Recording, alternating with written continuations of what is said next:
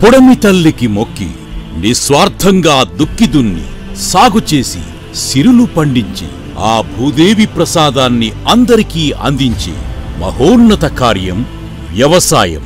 పొడమితో రైతుకు ఉన్న అనుబంధం మాటల్లో చెప్పలేం.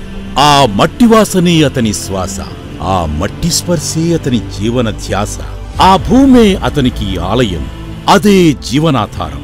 ప్రతి అడుగును ప్రేమిస్తాడు, ప్రతి మట్టి రేణువును తాకుతాడు. విత్తు భూమిలో వేస్తున్నప్పుడు బిడ్డను తన చేతిలో నిద్రపుచ్చిన తండ్రిలా లాలిస్తాడు. వచ్చిన మొలకల్ని కంటికి రెప్పలా కాపాడుతాడు, రెండు చేతులతో జ్యోతిని కాపాడినట్టు. రేయనక పగలనక కాపు కాసి ప్రకృతి వైపరీత్యాల నుంచి కాపాడి కాపు కాసే వరకు తోడుగా ఉంటాడు. దీనికోసం కాయకష్టం చేస్తాడు. పొడమిని తన స్వేదంతో తడుపుతాడు. సేద్యంలోనే సేదతీరి సిరులు పండిస్తాడు. స్వర్ణవర్ణంలో ఉన్న ధాన్యపు సిరులను చూసి మురిసిపోతాడు, మైమరచిపోతాడు.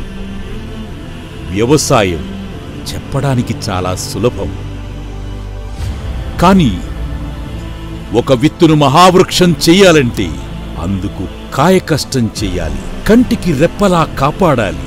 మొక్క దశ నుంచి మహావృక్షం అయ్యే వరకు శైశవ దశలో చిన్నారిని కాపాడినట్లు సాగాలి.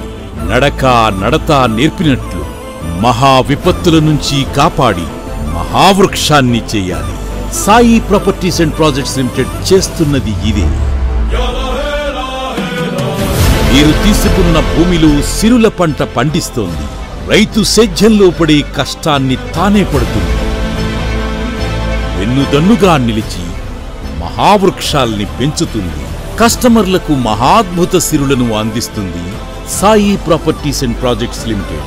రైతు కేవలం తన పరిమిత భూమిలో వ్యవసాయానికి పెట్టిన కష్టం మాటల్లో వర్ణించలేదు. అలాంటిది Sai properties and projects limited వేలాది ఎకరాలను సాగు చేసి ఎర్రచందనం మొక్కల్ని నాటి ప్రకృతి విపత్తుల నుంచి వాటిని కాపాడి కన్న బిడ్డల్లా పెంచి పెద్ద చేస్తోంది. వేల ఎకరాల్ని సాగు చేయటమంటే మాటలు కాదు. లక్షలాది మొక్కల్ని పెంచడమంటే చిన్న విషయం కాదు. చేసే పనిపై ఆసక్తి ఉండాలి. ఇది ఓ దైవ కార్యంలా భావించాలి. పెరిగే ప్రతి మొక్కను ఓ బిడ్డగా భావించాలి. వాటిపై అనురాగం ఉండాలి, ఆప్యాయత కలగాలి. అప్పుడే అది సాధ్యమవుతుంది. వందలాది మంది కర్షక కార్మిక సోదరుల్ని ఈ మహాయజ్ఞంలో భాగస్వామ్యుల్ని చేసి వారి సహాయ సహకారాలతో అత్యున్నత స్థాయిలో అత్యాధునిక పద్ధతుల్లో సాగు చేసి కస్టమర్లకు మోముల్లో సంతోషాల్ని పండిస్తోంది Sai properties and projects limited.